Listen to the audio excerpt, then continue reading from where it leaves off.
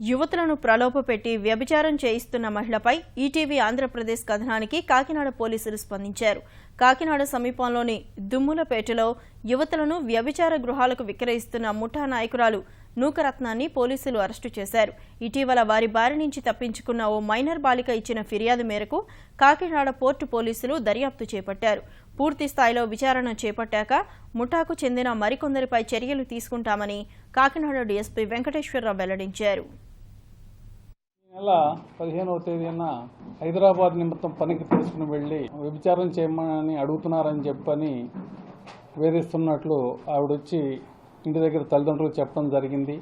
అందుకని చెప్పని తర్వాత ఆవిడ కొడుకు రాజు అనే అతను కూడా ఉన్నాడు. అతను కూడా కేసులో పెట్టడం జరిగింది. వీళ్ళిద్దరిని రాజు అనే అతను పరారీలో ఉన్నాడు. ఈ పైలా నూకరత్నాన్ని ఈరోజు 11 గంటలకి పోర్ట్ పోలీస్ స్టేషన్లో అరెస్ట్ చేయడం జరిగింది.